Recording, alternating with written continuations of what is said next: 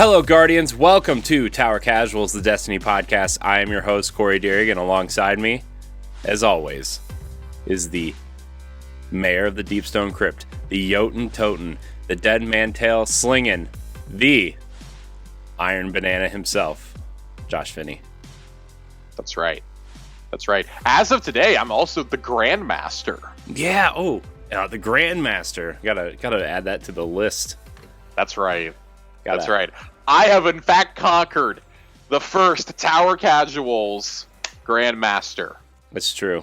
That is true. How was that Grandmaster, by the way? You know what? It actually wasn't. So I did it with our friend Nerd Generalist. Mm-hmm. It was not awful. We got through it in about 20 minutes. We would have had it on the first try, but I fell while I was trying to do a cheese. Ooh. Oh, you tried the cheese? So no, I didn't try that cheese. I tried a different one where you, when you get to the elevator, if you start climbing the chain, he'll pop out early. Yeah. And you can start shooting him from down below before the elevator even starts moving. And, well, I fell when the elevator started moving, and I fell below the platform. Yeah. So I was stuck down there, and by the time it warped me up there, he had already moved. We only did 2/3 damage before we got wiped. We kept hope alive, but we couldn't do it. Second run, we managed to get it down. Like I said, took about 20 minutes, second run. I did get the Adept Shadow price to drop with 4 times the charm and 1 for all, which that thing is a fucking monster. Yeah. I took it into the Crucible earlier, and I went on like a 10 kill streak with it. Kill/assist. I was just popping off one after another. And we ran it again last night with Johnny, with A1 Johnny, and I managed to get my first Adept mod, Adept Range. So the range bar is completely filled out now. Jesus. Yeah, dude, I'm kid you not, with that mod on, Shadow Price, I was shooting people across the map at a very steady rate. Wow. It was fucking gorgeous. I love that gun. I'm very excited. I'm less excited for Palindrome because I'm not a huge hand cannon user, but I'm extremely excited for Swarm to come back into the rotation. Yeah. I really like the Swarm machine gun. In fact, Nerd Generalist actually got the role that I like on Swarm that I have on it. He got that as the Adept role. So all in all, it was really good. Got tons of materials out of it. Got a golf ball. Got like 7 prisms between the 2 runs. Probably about 7 or 8 cores. Wow. I got an exotic piece of armor to drop on the second run. Ooh. It was real good. It's a great time. We double chaos reached and divinitied the boss. So he died pretty quickly. We had him down in about 15 seconds because that boss, if you don't burn Brachus Zahn right away, you're going to have a real bad time on Grandmaster. Yeah, especially with the turrets and the dogs and then running across the map to get the ball to... Honestly, so here's the thing. Like, yes, the turrets are bad. The Threshers are even worse. Yeah. Those are one-hit kills on you. I was actually using my heavy almost exclusively during the strike to take out Threshers and to take out the tanks. Yeah. We did find out Celestial Nighthawk can take out 2/3 of the tank's health in 1 hit on Grandmasters. Ooh. So that was really cool to find out. It was a good time overall. I like Grandmasters. I'm not jazzed about ever attempting, because I read my lips, I will not be doing Fallen Saber on Grandmaster ever.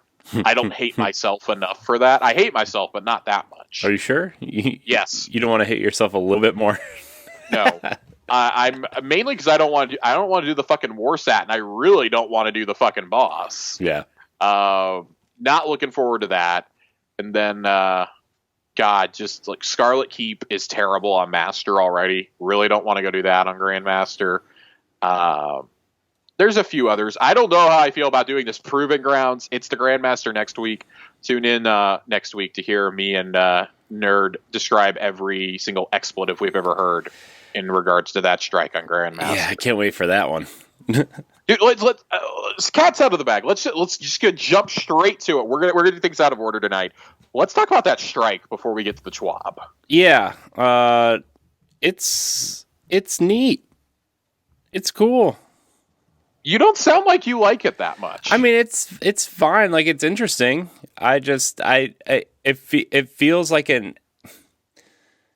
It feels like what they were trying to do with strikes at, like, remember when D2 launched and they were like, strikes are going to be different. They're going to add different kind of mechanics into the strikes and stuff.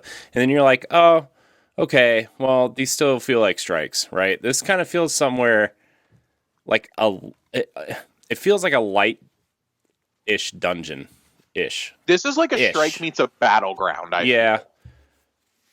If this is the future of strikes, though, I'm here for it. Yeah. That thing got fucking bonkers. So you spawn in at the end of the first battleground, and you have to fight your way up like you're in the battleground, up to the front of the tank, or the back of the tank, really.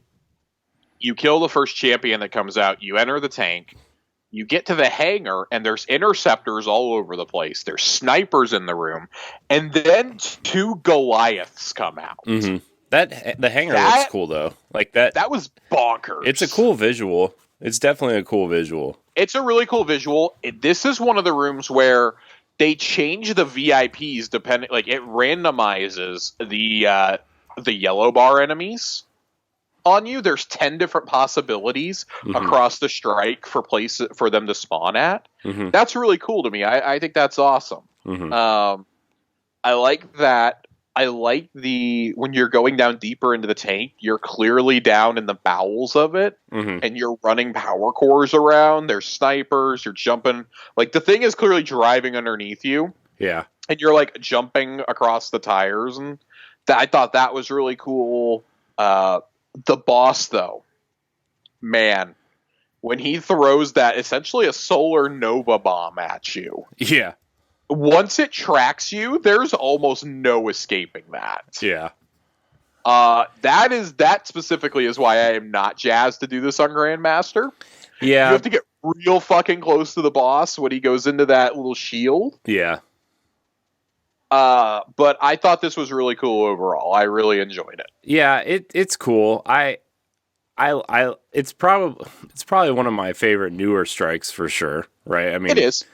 I feel like we've just been playing the same damn strike. So, dude, if I had to play Inverted Spire one more time, So I don't get that one like ever, so I would relish it. The one I'm just absolutely done with is Arms Dealer at this point. See, I never get Arms Dealer. Like, I'm done with Arms Dealer. I'm done with Warden of Nothing. Warden of Nothing I could be done with that too. Except it's so easy. Like especially if you're doing, I think it's a unique one. If you're doing your weeklies, like that's one that you would hope to get stuck in if you're doing the strike playlist, right? Is like because it's just you just fly through it. Except for the fucking trains, dude. God, fuck the trains. The thing that I really like about how they've been doing the strikes is I like how you compare this one to a mini dungeon because that's how I feel about doing the Scarlet Keep on any difficulty other than normal. Yeah. That strike is so fucking long. Yeah, that strike is like there's how like there's like 3 separate rooms where you have to do pretty much the same thing. If they just cut it to like one of those rooms and then made an extended sequence in between that and the elevator, I'd be fine. That strike is so long because those rooms are so big. It's annoying. It's rough. This kind of goes back to the argument that I've made that I don't really consider the dungeons to be dungeons anymore. That's more of what I envision a raid layer being. I really feel that these things these strikes on like Master and Grandmaster are more indicative of a dungeon, though, especially with some of the mechanics in them. Right. I like the strike design that they've had since Forsaken, though. So Forsaken, we got Warden of Nothing, we got was the other one, the Hollowed Lair, and we got the Corrupted. I hate Hollowed Lair. Hollowed Lair is the worst fucking strike in the game. I hate that. If I see that or Exodus Down, I immediately exit out. God, I just don't have the patience. I don't have the patience to do either of those. Mitch and I were doing strike, or we were playing the other night, and we were doing our weekly stuff just because we had our battlegrounds done, we did our nightfalls, whatever.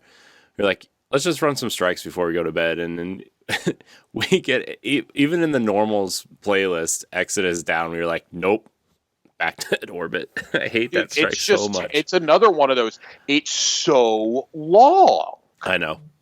It's long. It's not fun. The boss fight is just awful. Yeah. I largely like the building of the strikes they've done since Forsaken. Broodhold was one that came in Forsaken. I don't like Broodhold, but it's a quick strike. And I mean, like, the mechanic, okay, it's a little interesting. You know, you gotta fight copies of the boss, this and that. Scarlet Keep it's a really good strike. It's just so long. It's basically a dungeon. At that point, I wish you would have made it a little bit more difficult and made it a dungeon. Yeah. Like, and given us something else for a strike. I don't know. That it just feels a little weird. And then what's the other one? They didn't give us any other strike. I think that was that strike. They gave us one other one on IO that's already been taken out of the game. Yeah. Which was weird because that was an interesting strike, I felt. Yeah. With the Vex and the Taken architecture on IO. Yeah. We got the reprise. Obviously, we have the 3 reprise strikes, which all 3 just chef's kiss. They're great. I like all 3 of those. I like the changes they've made to make Devil's Lair even worse with the Briggs. Right. Oh, God. But the new strike, so I like the new strike on Europa. I wish we would have gotten I think we are going to get another one on Europa eventually. And then giving us Proving Grounds. Proving Grounds, giving that to us as a strike is, I think, a way to keep some of the seasonal content, like story beats that they know we're going to need to know in the future, to keep those around. Like that, the Presage, Harbinger, like those all have story beats that like you're going to kind of need to know going forward. Like that's basically Crow's. 2 of those are, well, not 2. Harbinger is very tied to the Crow and to the Traveler. Presage is tied to Osiris and Keitel. This is tied to Keitel, Zavala, and Crow, like the aftermath of it, which, man, that cutscene, I was jumping out of my seat cheering at the end of that cutscene. Yeah, so everybody was talking about it at work that day, and I was like, I can't wait till I get home. I'm just going to look it up. I watched it on YouTube, and like, to be fair, I was watching on a work monitor that was like 19 inches and like the YouTube window was this big in 480p. That's why when I was texting you, I was like, did he revive Zavala's ghost? Because I couldn't tell. It was like, it was like one of those things that it was like a mini version of the thing that the Cabal put on the Traveler. It looked like after I watched it again, right? Like where it just kind of like paralyzed the ghost and was kind of sucking the light out of it. Right. Yeah. So that whole cutscene, man, I knew, dude, they changed it. Because remember when they teased it? And when they teased it at the beginning of the season, the trailer, Crow didn't have the mask on in that scene. Yeah. They pulled a Marvel on us. They marveled us. I liked that they did marvel us. It was great. It was similar to Bife's prediction, but it wasn't the Scion sister that he and I were kind of thinking it was. Which is cool. I'm very much aware of this, but it calls back to something that's said earlier in the season about the Scions being very intelligent. Saladin, or Crow, I think, wonders why they're still under them, and Saladin, I think it's Saladin who says that they are very smart.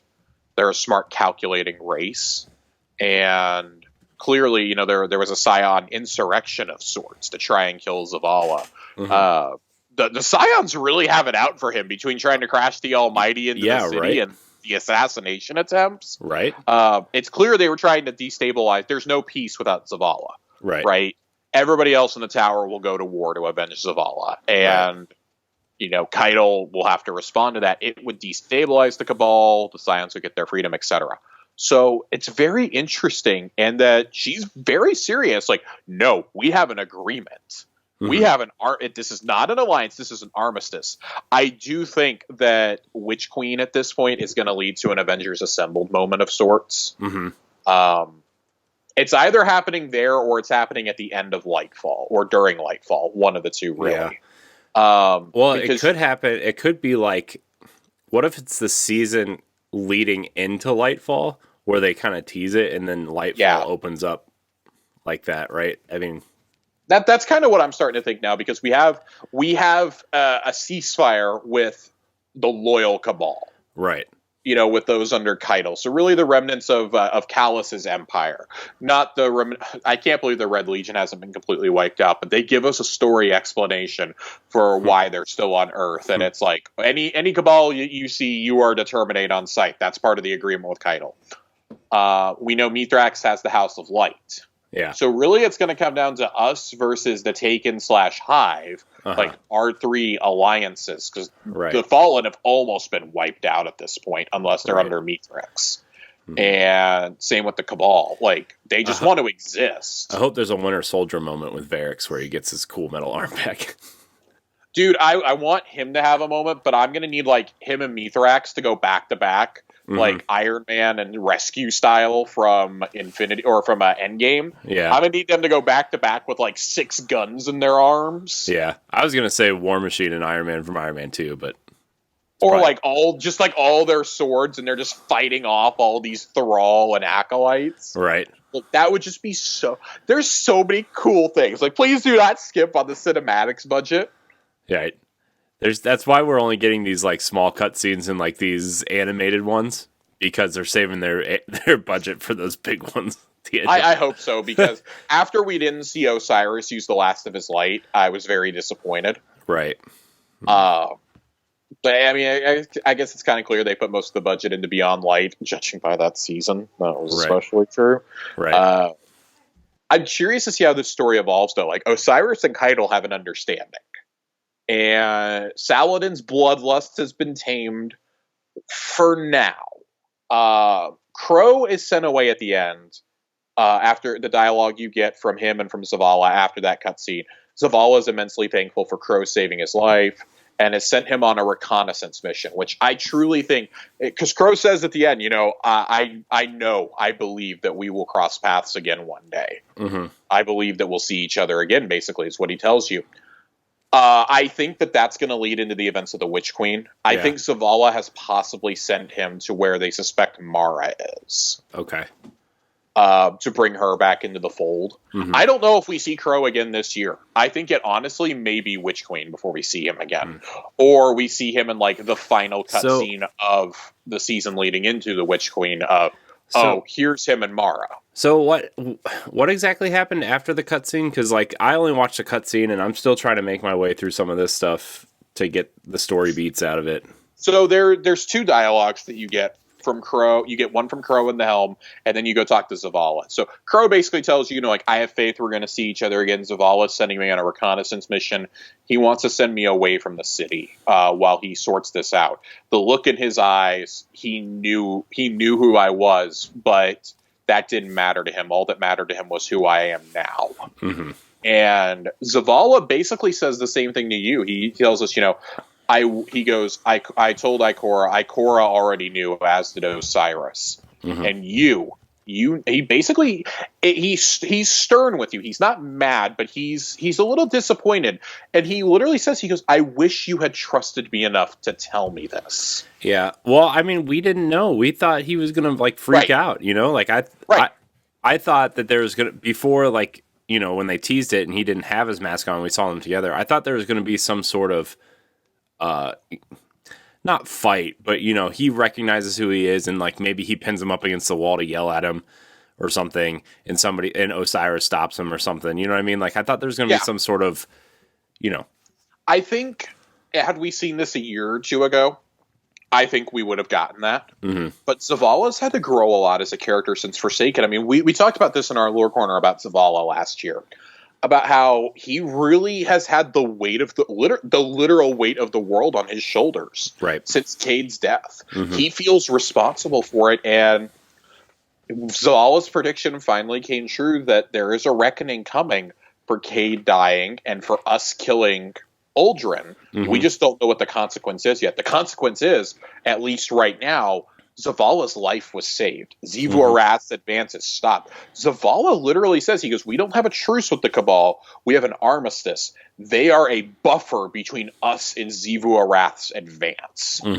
He is strategically planning to let them be wiped out if he has to protect the city. I really think that we're going to be called to save them, though, because Zavala, Keitel says this, and it's funny because this all kind of ties in with the whole Twitter account takeover. That she recognizes Zavala is a man of honor. Zavala's honor will one day be his downfall. He will trust the wrong person.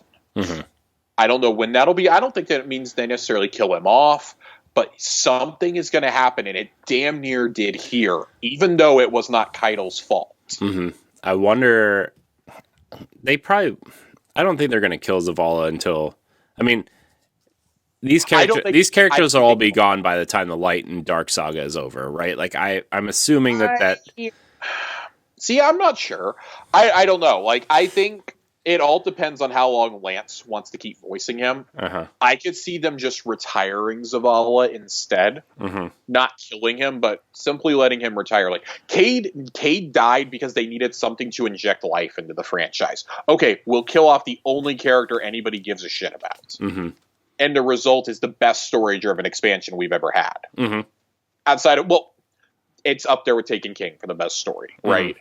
And they're both tales of revenge in a lot of ways, except Oryx is trying to take revenge on us. Mm-hmm. Bringing Ikora back into the fold next season is going to help a lot. Having Osiris here for a couple seasons has helped. I expect him to remain a presence. Mm-hmm. He is literally in the lore. He is Zavala's advisor right now. Mm-hmm. Clearly, him and Ikora are talking. They haven't talked in a very long time. Right. They're talking face to face again. I mean, he's hanging out in the bazaar right by her. Mm-hmm. This also makes it pretty clear to me the Helm's not going anywhere. I think the Helm is going to stick around. I mean, it has to for the seasonal content, but I think it's going to continue to stick around, and that's where they're going to do a lot of the seasonal storytelling at. Right. For at least this year, which makes sense. That's a good space. There's still something that's going to happen there because your weapons are out and your super is charging. Something's going to happen at some point. Yeah, that has to be an active play space at some point. Yeah.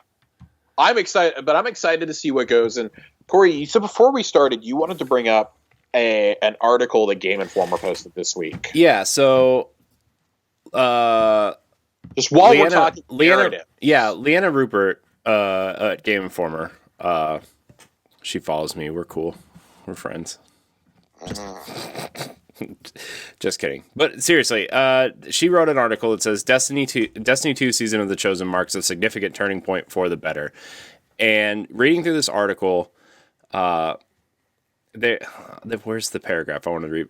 While I find this,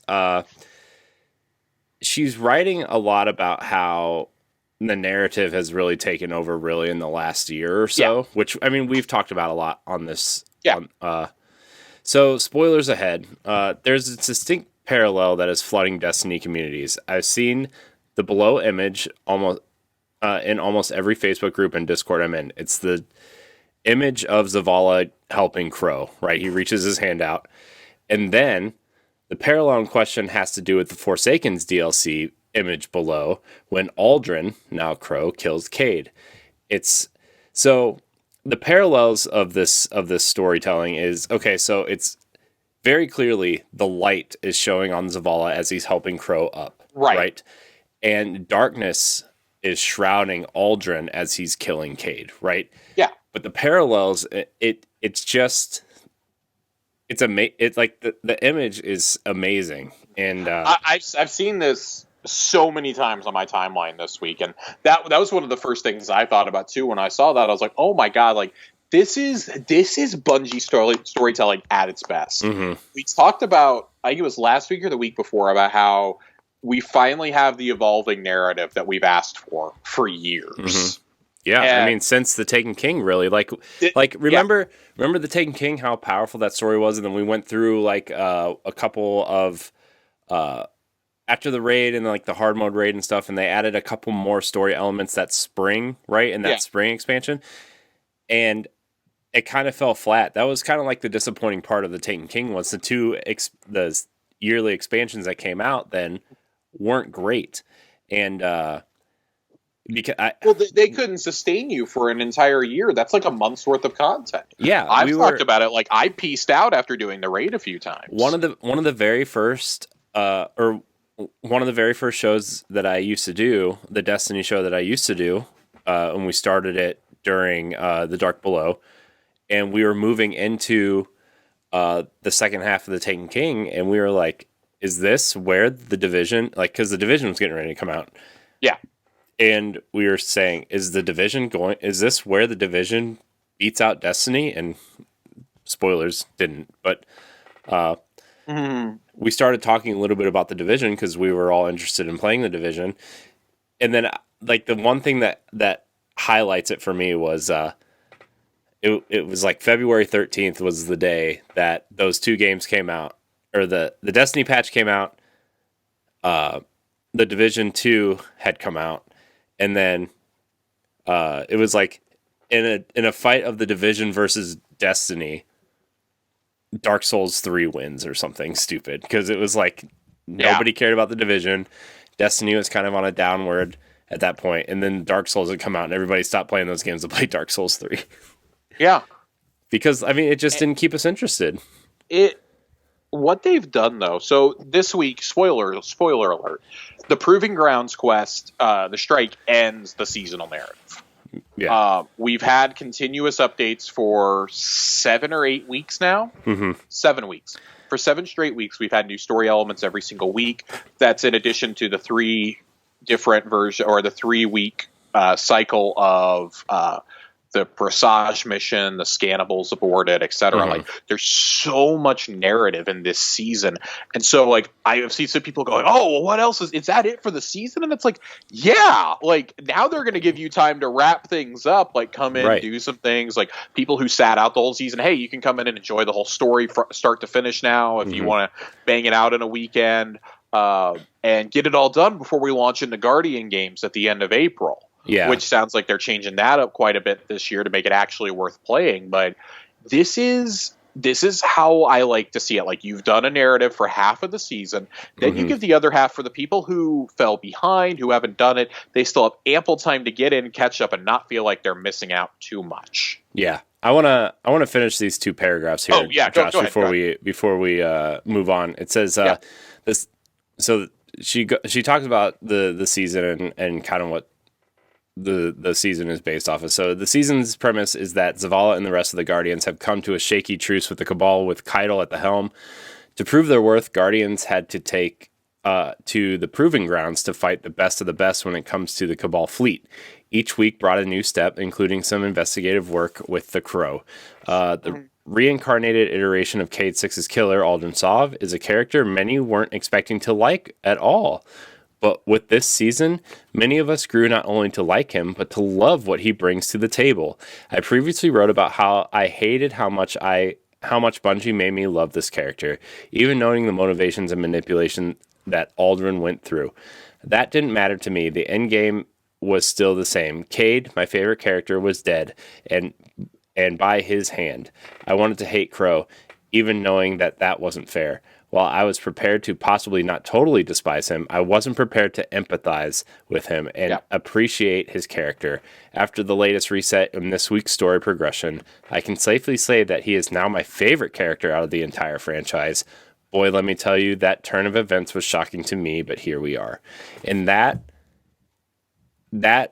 those 2 paragraphs right there tell you everything you need to know about the storytelling that Bungie has been doing, probably starting with Season of Arrivals, to be quite honest with you, within the last year, right? Like, it's just, the story's been, I mean, they've been telling good stories before then, but like the consistent storytelling, the evolving story, like you said at the top of the episode, it was like, they're doing it.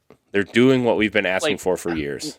I know that we've all criticized, rightfully so, we've all criticized Season of the Hunt last season. While the actual activity may have been dull as hell, and it's nobody likes doing those hunts. Nobody enjoys it at all. It's not fun. It's not enjoyable.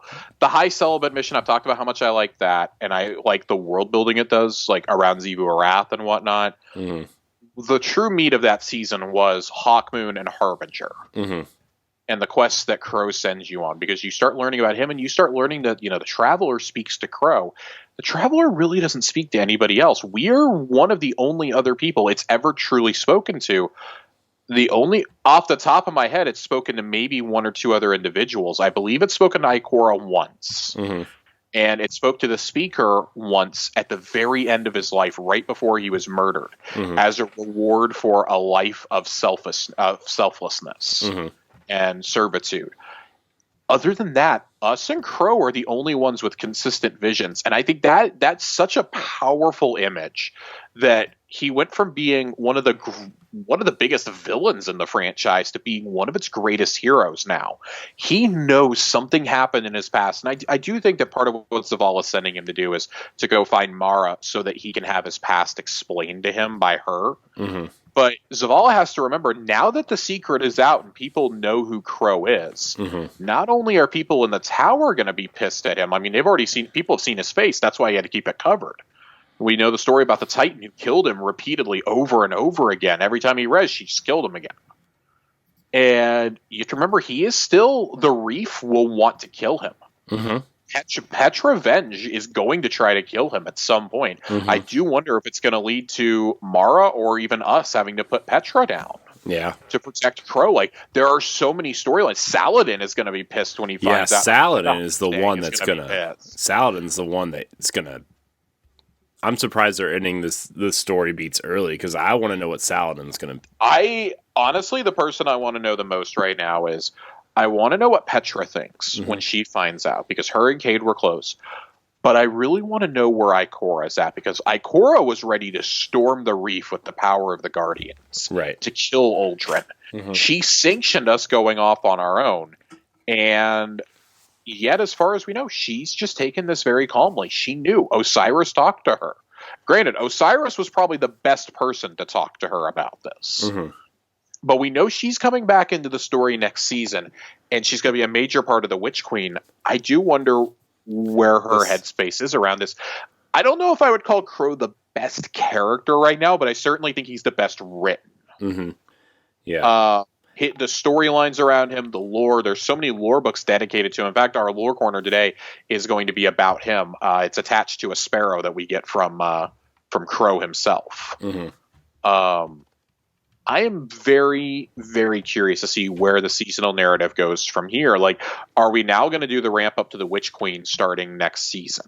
Mm-hmm. I think it's a fair question to ask, because really the first 2 seasons have been centered around the Crow. Mm-hmm. And he's not going to be here now. Well, I mean, they could always bring him back in, like, it's been 6 weeks. Congratulations, your best friend is back. But who knows? Who knows what they're really going to do there? He's going to continue to hang out in the Helm because that's where, you're going to pick up all his stuff. He won't be accessible in the Tangled Shore anymore, this and that. Mm-hmm. There's going to be a lot of repercussions.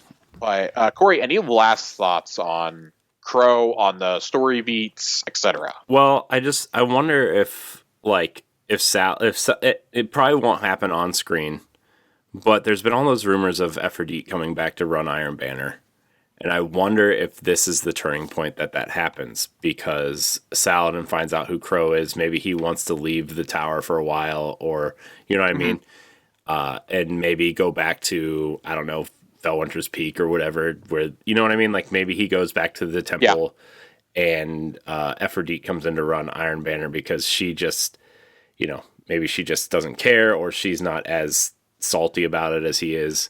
Like, I just... For me, like, Saladin is one of my favorite characters in the game. So I am always interested to see where he's at. So I mean that's kind of it. I just that's something that crossed my mind, where if Saladin finds out, maybe that's where Aphrodite comes back in, because that's been rumored for a while. But we can talk about that on a different show. Mm-hmm. So. Well, see, it's funny that you talk about Saladin and Aphrodite, because the other topic we want to talk about tonight was the state of Iron Banner. This is going to kind of kick off a discussion series that we're going to have over the next few weeks. I know Corey's going to be stepping away for a few weeks, but I know, I'm so salty. I'm sorry. Nerd Generalist and I have been workshopping a couple topics we want to bring in. We want to talk about endgame topics. I want to say, though, before you go into that, we've had a couple requests. Well, we've had quite a few requests saying that Nerd Generalist should be on more. So everybody's getting their wish. You're getting your wish. For at least 3 weeks, we're going to have him on. But we were planning to talk about Trials of Osiris, raids, and Grandmasters over the next few weeks. I wanted to talk about Iron Banner at some point, but I wasn't sure where we were going to be able to line up with an Iron Banner. Tonight happened to work out perfectly with such a light TWAB. It's so light we haven't even gotten to it. Mm-hmm. Iron Banner, though. So with the stasis changes came out this week. I will say it does not feel like as much of a stasis fest. I played for 3 hours last night, and there was maybe two matches where stasis was like being used, but not overly used. You know what I mean? I saw people using solar powers. I saw people using void. I saw a lot of nova bombs yesterday. Yeah, this is the most I've enjoyed Iron Banner in a hot minute. At least since Beyond Light came out. It's such stark contrast to how I felt about the first Iron Banner of the season, where I was just like, fuck this, I don't want to play Iron Banner. Iron Banner is dog shit. I don't know what we need to do. Something's got to be fixed, though. The stasis nerfs were what they needed to happen. Today, a server-side change went live in regards to matchmaking. So now when they go to match up teams, it's going to be more like a snake draft. So like a top player and then next top player, second player, next second player, things like that is how matches are going to be made, especially in the freelance playlist. And I will say I played for about 2.5 hours today, and I got mercied once and I mercied another team once. Other than that, they were neck and neck battles the whole time. Nobody won by more than like 15. It felt really, really good. But then I went and played some Mayhem and it immediately felt bad again. One, because Stasis is dominating. But two, it's just, man, they need to apply. Apparently, this is an unpopular opinion, according to the internet. I think the matchmaking was great today. Yeah, but I felt really good last night. It felt really even last night. I think there was only one match. Well, that was before the changes were even deployed. I will say the one thing today is the queues took a little bit longer to get through than normal. And maybe that's just the patch acclimating. I'm not sure. Yeah. But it felt more balanced last night and tonight. I really liked it. Of course, I typically during Banner, I'm running in there as part of a 5 or 6 stack, which just makes it a ton of fun. You're usually not getting mercied if you're in a 6 stack. Yeah. Unless you're just, I should take that back. Johnny and I got matched up against a group of all gilded flawless guys. Oh, cool. And yeah, we got mercied. That's the worst Iron Banner match ever. I posted a respectable 1.0. Everybody else was 0.5 or lower. It was real bad. Calling out A1 Johnny, huh? You suck. Dude. John literally started celebrating when he got a kill against that team. So yeah, I celebrate when I get kills anyway. I feel good when I get kills in anything other than control. Okay, I think one of the things. So Iron Banner, people have been saying this for a little while, and it's definitely gotten more traction since Stasis came out because we've all just been so frustrated. I think Stasis, especially Stasis Hunters, can just lock down a point. They can just hurl their super over there. Yeah. And that's it. You can't get anywhere near it for like 30 seconds. That gives the team enough time to move up and capture the point themselves. There's some discussion online about, remember when Iron Banner used to be different modes? We've had Iron Banner Supremacy. We've had Rift. We've had Iron Banner Mayhem in Destiny 1, if I remember correctly. Yeah, it was definitely during Rise of Iron when it was Mayhem. Yeah, that was fun. I would love to see a return to things like that. Iron Banner Momentum Control, I think, would be a lot of fun. Yeah. There's so many other modes, and even Clash, just so many other modes, because people don't capture the fucking zones. Right. That's the first thing I do is, I'm going to go towards the zones. Somebody better follow me. You know what I mean? People don't capture zones, and then they wonder how the other team managed to go on a power play or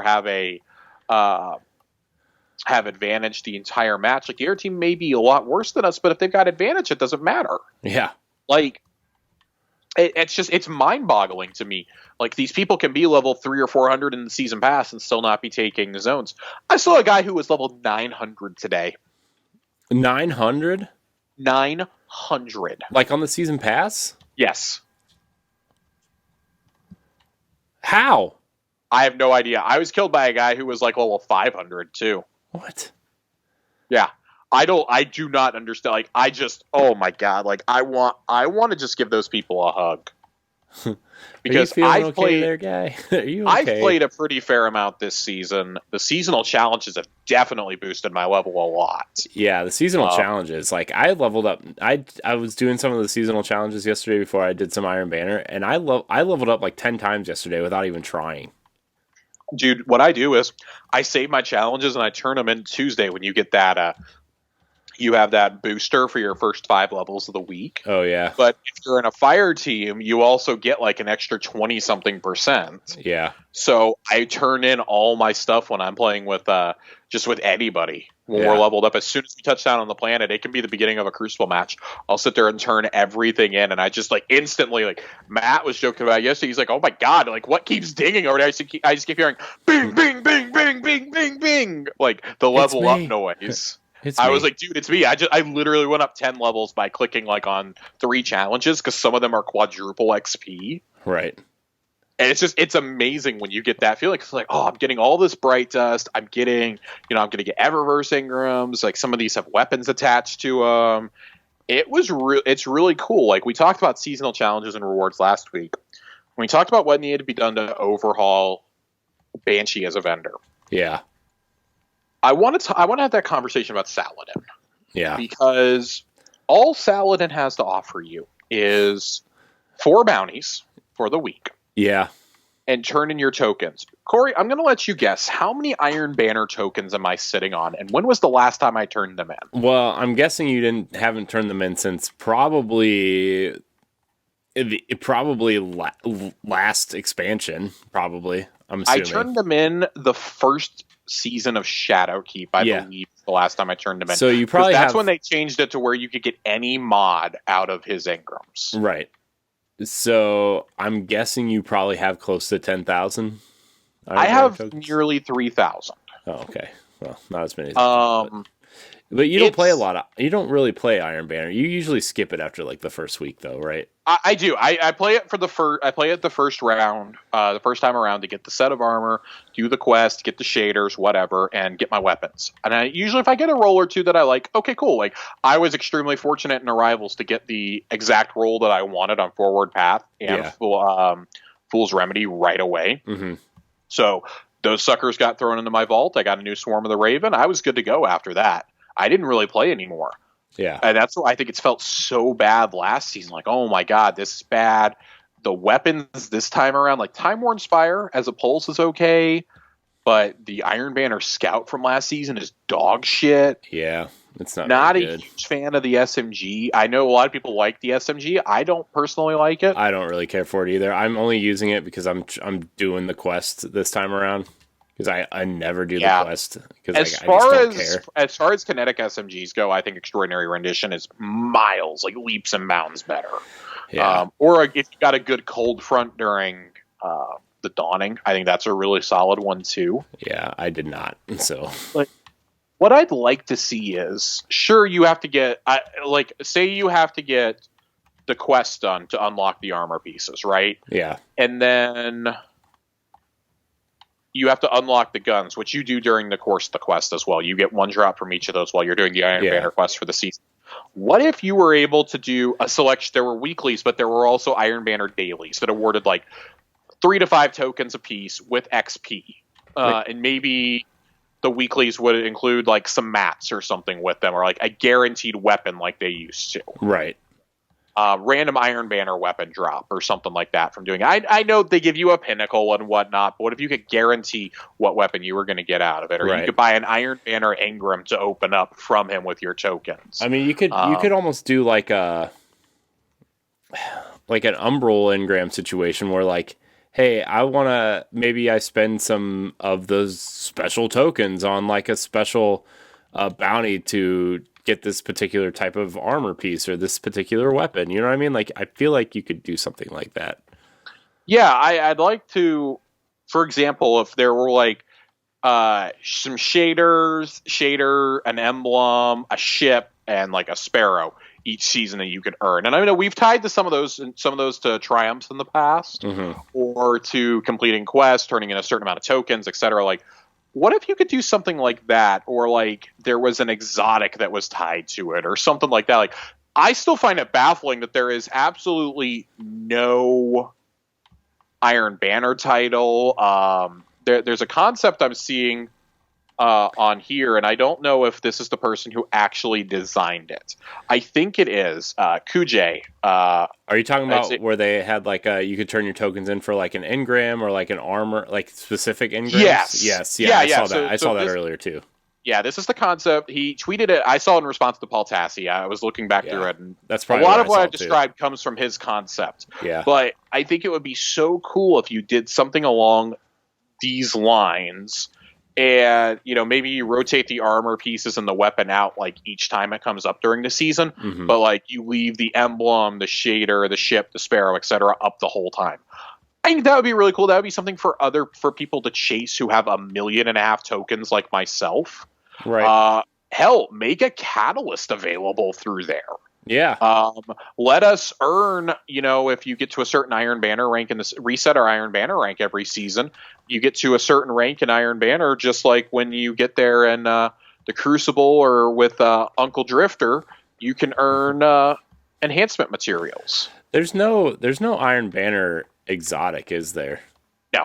I feel like that would be cool to have like some sort of exotic. I would love the sword from Rise of Iron to come back as the Iron Banner exotic. The axe or the sword? So I would love to see an axe, which I still think we're getting the hammer approving at the end of the season. I know. I would love to see Young Wolf's Howl come back. Yeah. Like, obviously refine it because that sword like kind of blew, but it would be really. It is our sword as an Iron Lord. Canonically, it is the Young Wolf's. Yeah. I'd like to see Saladin award that to us in the future, or maybe Everdeep, because Saladin's being a little whiny bitch.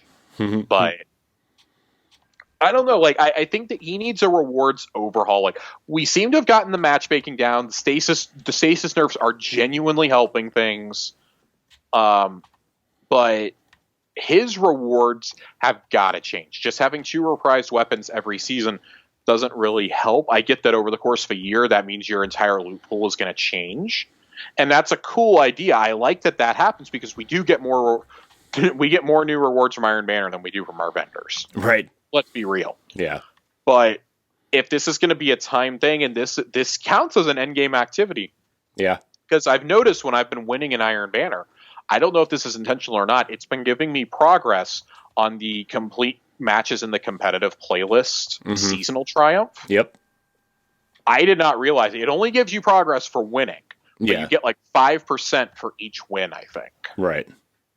5 to 10%, which is a really, really cool idea. Yeah.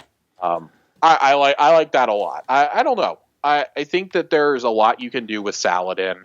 He's just kind of hanging out there. He's the grumpy uncle who shows up because he has to. Right. And instead, make it more like an event. Like, I see Iron Banner in the calendar now, and I'm like, oh, that's what we're getting for that week? That's it? Okay, I'm probably going to set this one out. I'm tired of Iron Banner control. I want Iron Banner mayhem. I want mayhem. I get why you can't do mayhem. It's because shards are fucking broken. Every hunter in the world is going to run there with shards of Galanor. Yeah. But give me Rift, give me Control, give me Supremacy, give me Clash. I mean, you could even do like Elimination or Survival. Eliminations are, oh god, dude! If they did Survival, you'd never hear the end of the complaining. Well, I mean, who cares? You never hear the end of the complaining anyway. So no, but I would be joining in on the complaining then. I don't want to play Survival. I play enough of that between comp and trials. I don't want to play anymore. Oh man, but I think there's some interesting things you could do with Iron Banner. I think there's a lot you can do. Yeah. I wonder if they'll try to overhaul that before next expansion at some point. I don't know. They've been trying to say they're going to overhaul it forever, and they haven't. Right? I think the most they did was add the power level being thing again. Right? Remember when Iron Banner didn't include the power level? Oh my god, that was so long ago. So I mean, like, I like Iron Banner with the power level. It in Destiny 1, this was the only way you could get Pinnacle gear outside of doing raids or Nightfalls. Mm-hmm. And so for a lot of us solo players, it was the only attainable way. Mm-hmm. And that's carried over to now. And I don't know, like I used to look forward to it, and I don't now. Yeah.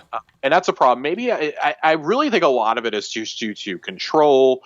I'm one of the few people who complained about skill-based matchmaking being taken out of the game because I felt that I was playing a whole lot better then. And clearly it was because I was just like walloping on people. and now I'm the one being walloped on when I play by myself. I think there's a lot of room to improve there, and like we're going to talk across the board, this is going to be a recurring theme when we talk the next couple of weeks, especially with trials. We talk about trials rewards with Nerd Generalist and A1 Johnny about what needs to be done with the loot pool, with the loot structure there. There are things that really, really need to be changed. I think that the loot pool for Iron Banner should be bigger. Yeah. I would love to see, like, after you unlock an armor piece, let me spend my tokens to unlock the transmog of that armor for that season. Yeah. Charge me like 150 tokens. I don't care. Yeah. But let me do it. Like, let me spend 150 tokens, get the quest, go do a couple of objectives, and then take it to Ada at any point in the season, and I'll get it. Yeah. I think that would be really cool. Not that I would ever use the Iron Banner stuff, but hey, it gives the people who this is their main game something else to do, and that's what we keep coming back to. Like, you have to serve as the casual players, which I think you've really done with the TV style approach to the narrative this season. Mm-hmm. But you have to also serve as the people that this is their main game. So you got to give them more than just that, because they're going to complain at you the other 6 days of the week. Yeah. Josh, I'll be right back. Just keep... Oh, you're good. Yeah. I think that fixing Iron Banner rewards is a big first step in that. The quest, and we got to talk about the Iron Banner quests too. They seem to learn their lesson, and then like 2 seasons later, they come back with another asinine get power weapon kills in the Crucible. Instead of it counting, a couple seasons ago, they did it really smart where, or I guess it was maybe like a year or so ago, they did it really smart where it counted if your teammates got these kills. They were high numbers, but it counted as your teammates got kills. I think that's and the quest progress was retroactive on a lot of that stuff. I think that's kind of what you need to do if you're going to do a power level or a power weapon thing. It's just incredibly obnoxious. They're like, oh, go get 10. And I was one of those, I was like, oh, that's not that bad. That's easy. I played like an entire 2-3 days worth and couldn't get a single kill. I was just stuck on step 3 of the quest, and step 2 or 3 of the quest couldn't progress. And they auto completed it for everybody. And once they auto completed it, I had it done within a half an hour. I had the rest of the quest done. I think the things should be challenging, but not damn near impossible. Give me like, I don't know, 50 fusion rifle kills, 50 pulls, 50 SMG, something like that. Like, I think that, I don't know if an Iron Banner quest should be able to be banged out in like 2 hours, but I also don't think it should take like the entire week. Like, we have to remember, this is a season-long quest, though. Like, this is not, I don't think that's something that's up there for an entire season. It has multiple steps to it, and multiple components to each step, should be able to be banged out in an hour. I also think the rewards have got to be a little bit better, because if all you're going to give me is the armor, I'm going to get the armor to drop from something else. Like, the armor is going to complete from me finishing matches. Weapons are going to drop from me finishing matches. Like, I want something more. Like, give me some shaders in there, which there was a shader this season. It is tied to a triumph. I just unlocked it the other day. I think it's Crackle Brass, I think is what it's called, if I'm thinking of it correctly.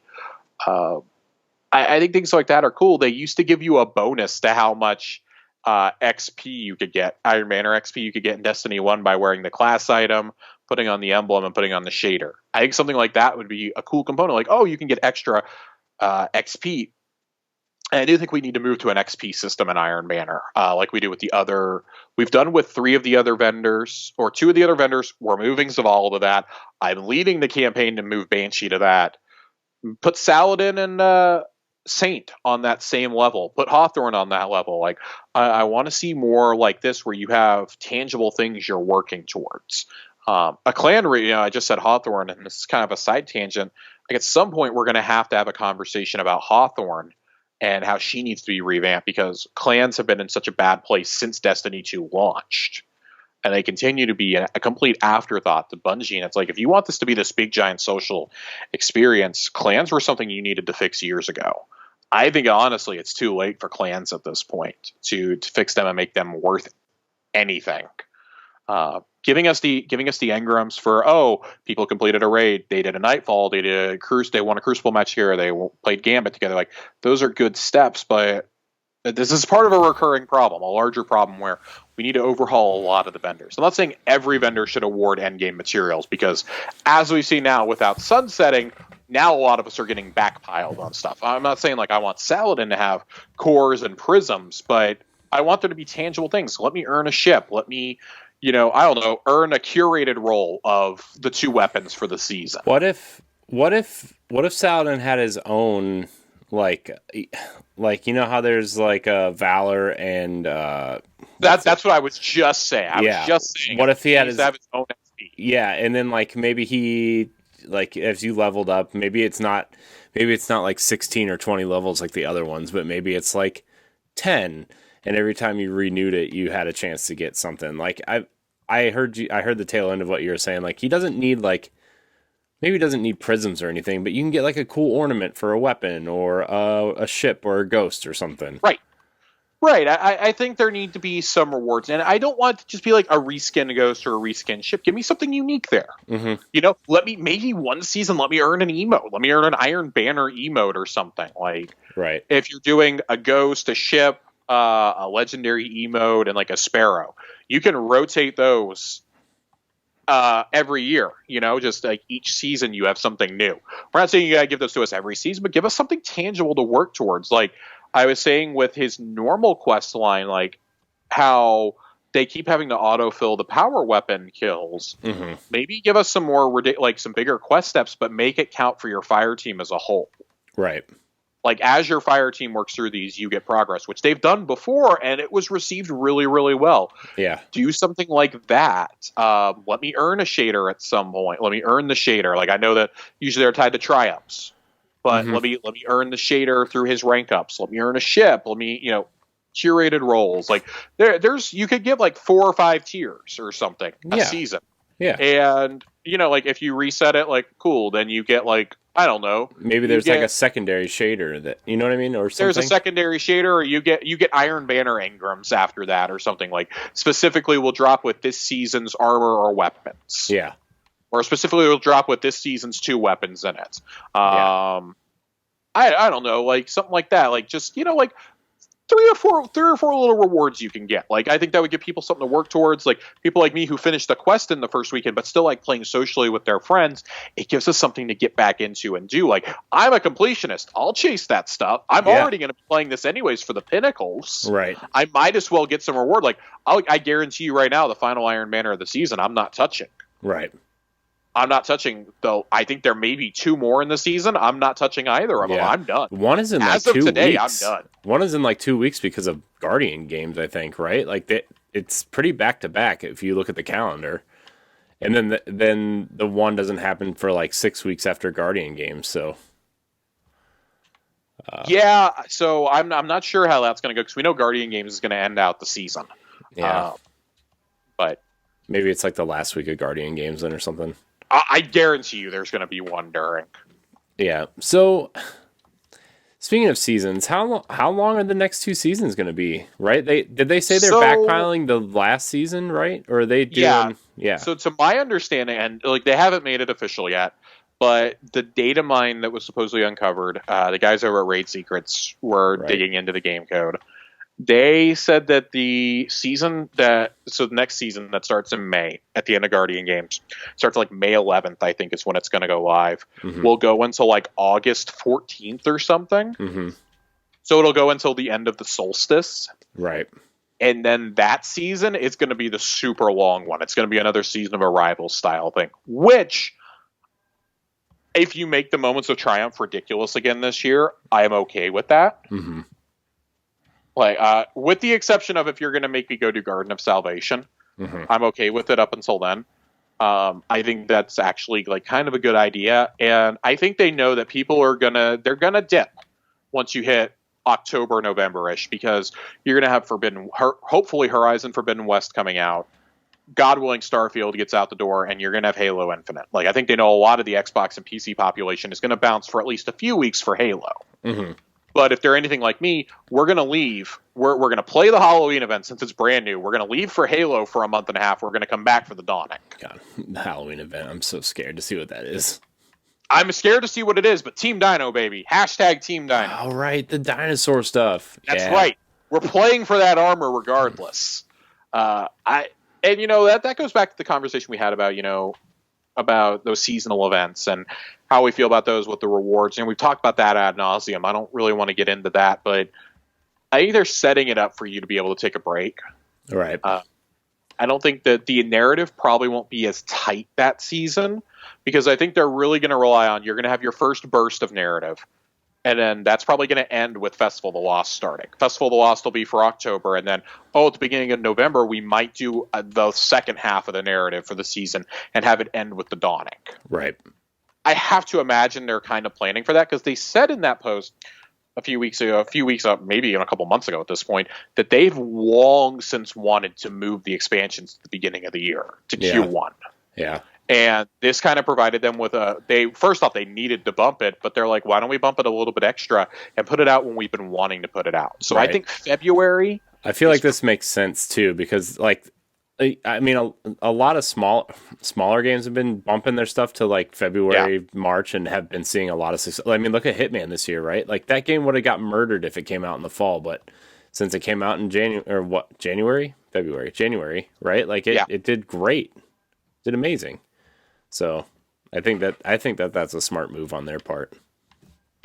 I think it is too. The only caveat I would have is, especially next year is going to be so fucking loaded in Q1 that I think you have to worry about getting lost in the shuffle. So I wonder if they're going to like try and pull it forward into January, maybe. Yeah. I could see like a second week of January release for it. It's all when they think it's going to be done too, right? So they clearly needed more time. They weren't going to get this out in September. They were going to rush it. We've been talking for a long time, like, how are they going to shorten the seasons? That's clear that they're not. Like, okay, maybe they're bumping October or November again. I think moving to the beginning of the year will benefit the game as a whole a lot for its health. Mm-hmm. And that'll make it a lot easier to keep track of when does the game year begin and end as well. Mm-hmm. But Corey, we have two more minor things to get to tonight. We have the TWAB, which there's not a whole lot in here. We're just going to kind of glance over this. We covered a lot of this while we were just talking, actually. And then we're going to have a quick lore corner. Cool. In here, there's a trailer for Proving Grounds. If for some reason you haven't played it or you didn't hear our spoiler-filled explanation of it, go check out that trailer. It's a cool trailer. Lobby balancing for all playlists except Survival. They're testing the changes for Iron Banner and Freelance. They did the skill-based matchmaking last summer and for everything except for Survival. There's a interesting explanation there. If you didn't like my 30-second explanation, I'd recommend checking that out. The next Prime Gaming bundle is up. It's Huckleberry themed. Cool little ornament, Devil's Work ornament for it, Sanctified Vigilance shell from Forsaken, and a little escape pod looking ship. It's one of those purple ones you've probably gotten a million times. Time to look at my Prime Gaming. All we've got after that is just there's some known issues. One of the ones I did want to highlight is the Guardian Games Ghost Shells, because it's something that affected me.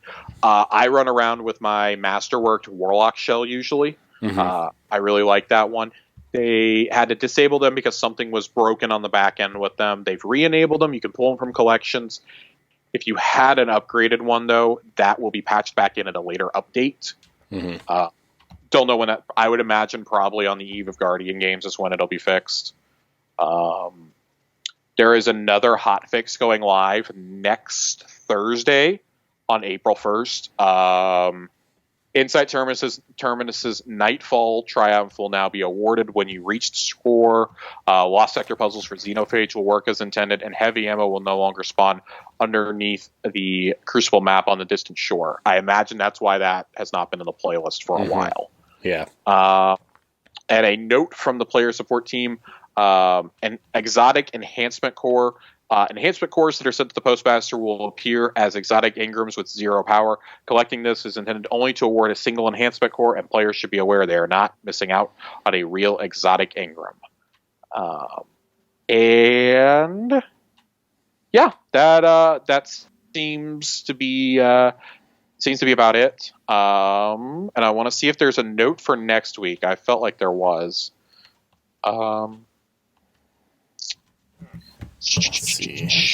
Nope. There will be something for Trials this week. Fun test over the weekend as we hunt for better rolls on Redacted.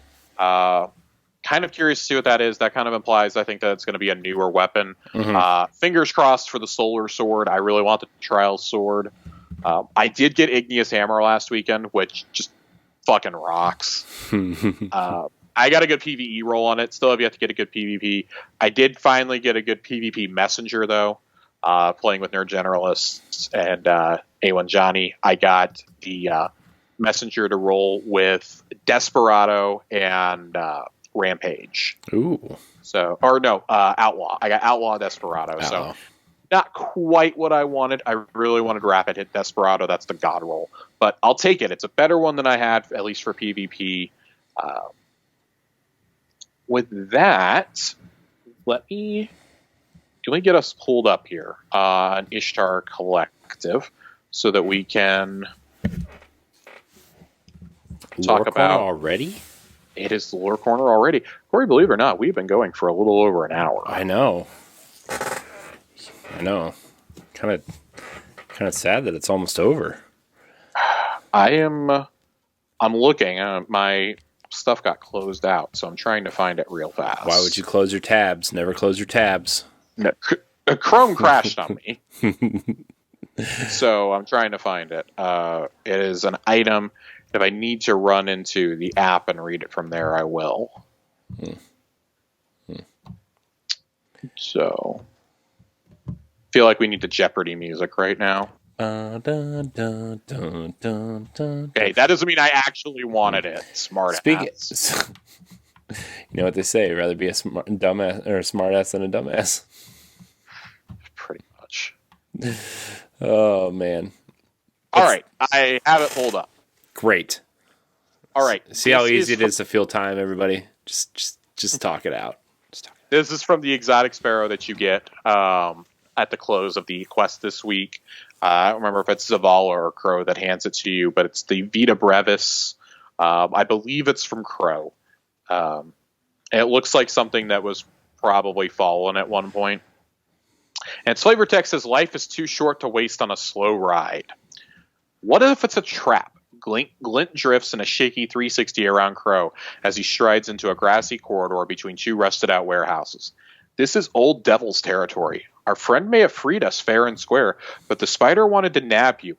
He would have done it long ago. Crow's voice is steady as his eyes dart from shadow to shadow. Besides, how could it be a trap if they don't know I'm come? A laser shot zips past his nose. Above, on one of the old rooftops, a gravelly voice shouts out in Elixni. Crow obeys, Crow obeys, raising his hands in the air while Glint transmats out of the way. I'm looking for some fine Yavarsi figs, Crow calls out over the electric hum of multiple snipers' sights settling on his body. Did they hear him? Figs, he shouts louder. One by one, the sights vanish. Then to his right, metal scrapes as a makeshift door is pulled to the side to reveal a familiar insect-like face.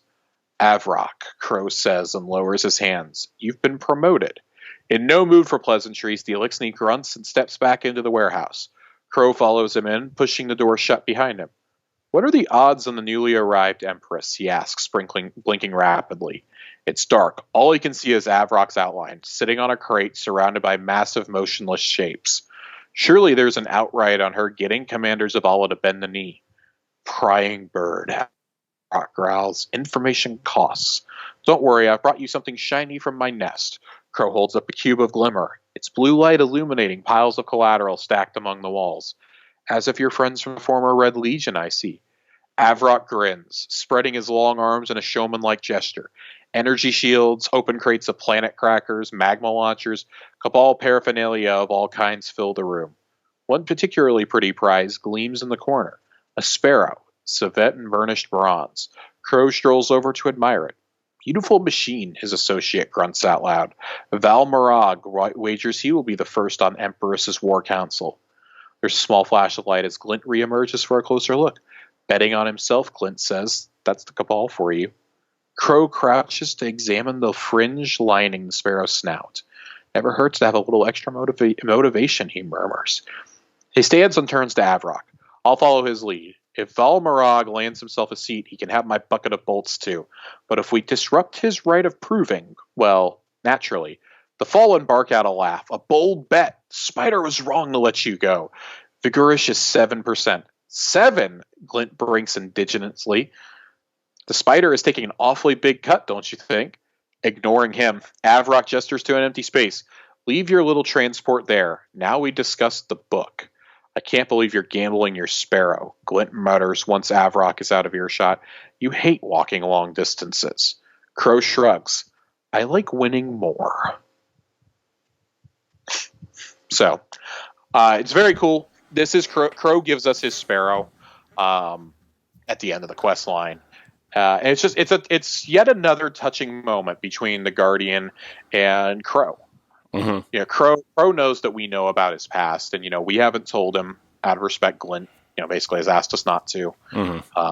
Glint's going to have to tell him eventually, and I suspect he's going to find out before we see him again next. You think Glint's going to tell him, or do you think Glint intends to tell him, and somebody else is going to break it to him? I think that Glint is going to be the one to tell him, frankly. I don't think that it's going to be revealed to him otherwise. I think it already would have. Mm-hmm. I just can't think of anybody else who would actually tell him now. Mm-hmm. Even outside, I think people would just try to kill him first, frankly. I think it would have come from us. Mm-hmm. Gesundheit. Oh, thank you. I think it would have come from us. I don't think there's anybody else unless Petra or Mara gets to him before Glint tells him. Mm-hmm. But Glint's known for a while. He needs to tell him. We'll see what happens. Osiris has even cautioned us, not to tell him and this and that. It's something his ghost needs to explain to him. Mm-hmm.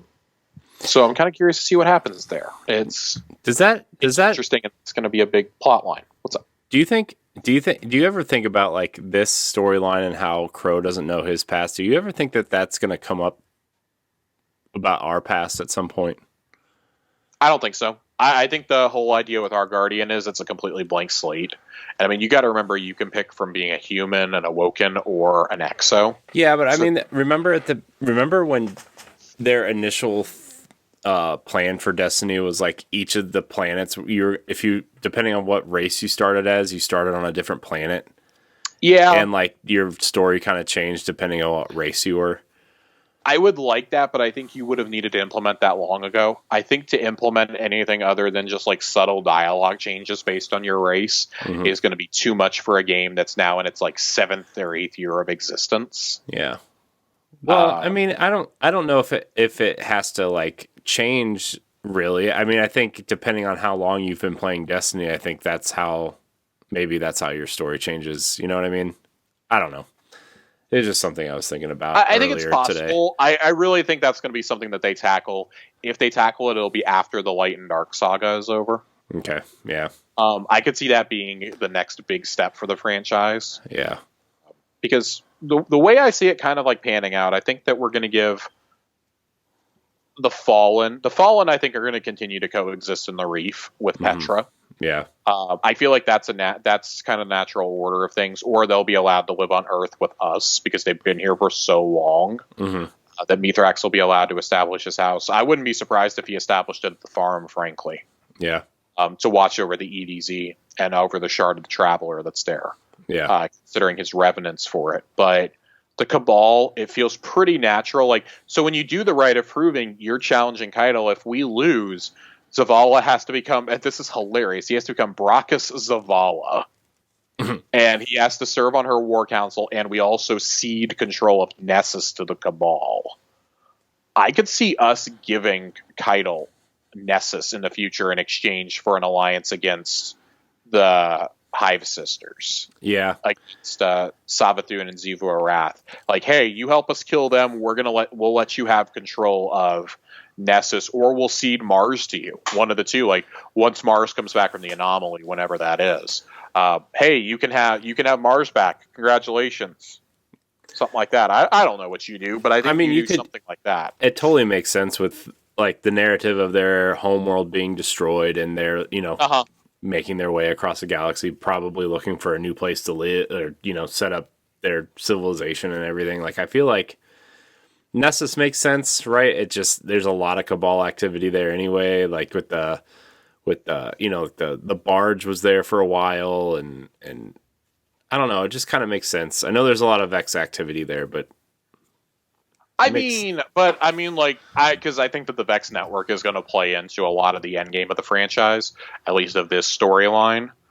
The Vex literally, like we see the Exos are born from Vex milk and darkness. So at some point, the Vex have to come back into play in a major way. We haven't had a major expansion focusing on the Vex ever. We've had a raid, and we've had some strikes, and that's about it. Like Vex really haven't been. They weren't in Warmind. Warmind was not Warmind. Curse of Osiris. Theoretically, not a major expansion, but yeah. But I guess. But really, the last time in a major game that they were the forefront focus was Destiny 1. And especially with like the time stuff, like they're gonna have to come back at some point and be a major focus, right? Like I feel like that's where maybe Lightfall, right?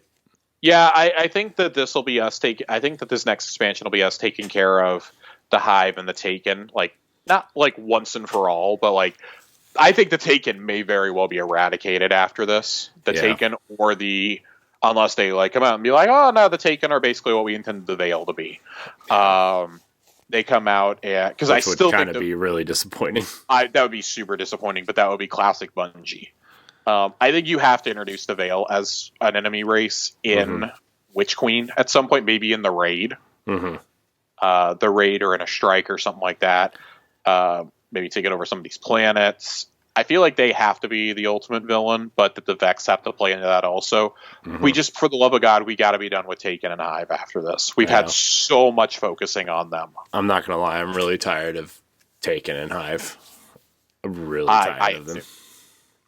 This has been our weekly complaining about the Taken and Hive being everywhere. Here's your Taken and Hive minute. Right. But that's Lore Corner for this week. It's a short one. But we're gonna play in some more stuff for the seasonal lore for the rest of the season. We might start digging through Empress, but we're almost to the point where we can start doing the Captain's Log now. It's exciting. Side note: did you see that they replaced one of the triumphs on the seasonal title for Chosen Seal? Now instead of having to get all like 11 pages of the Captain's Log, you just have to do the last 4 scannables that are now accessible as of this week. I did not see that. You do the final 4 scannables, and the reward that you get is the ghost shell of the Guardian who had to kill his ghost and then himself because he kept getting killed by the Scorn over and over again. Wow. You get the shell of Gilgamesh. Sweet. And we're going to be telling the story of Katabai and Gilgamesh the last few weeks of the season. So awesome. Josh, I'm very sad that this is the end for now. You are officially being promoted to fire team leader, as they would say. That's right. It only took 9 months. Josh's grand plan is finally it was my plan. It was me, Barry. Wow. But yeah, I'm kind of sad. I'm not going to lie.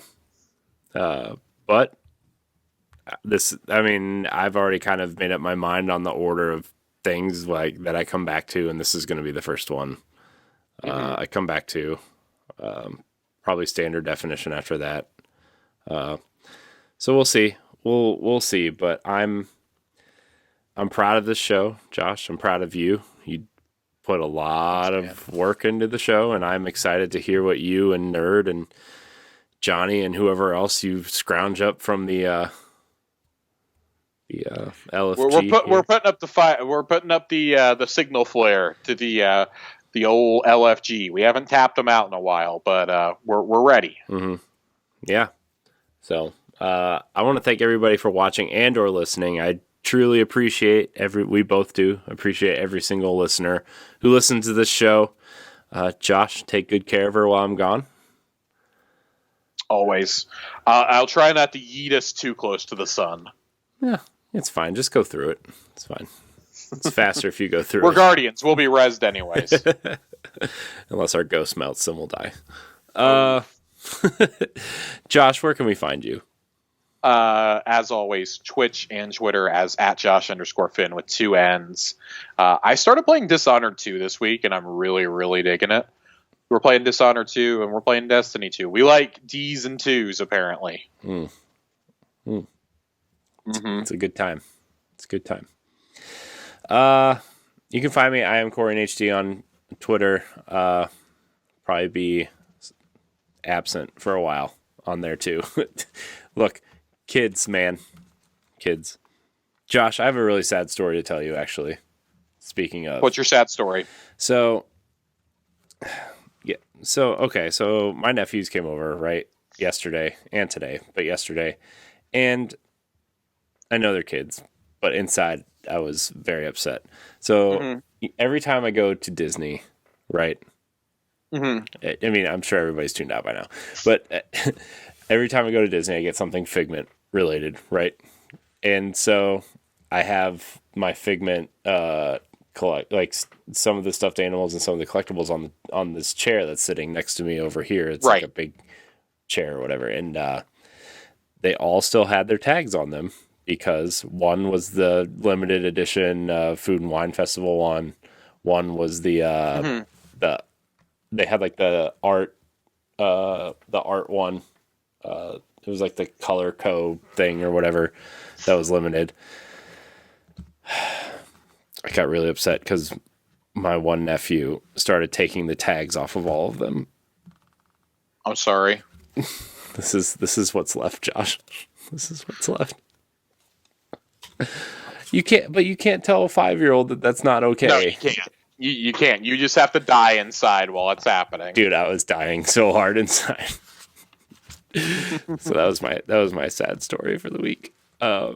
Anyways, there's my side tangent. I want to thank everybody so much for watching and or listening. If you listen on Apple Podcasts, please rate and review us. It really helps us out. Like us on Spotify. Subscribe, share, tell your friends. And until next week, we love you. Goodbye. Bye now. Bye-bye.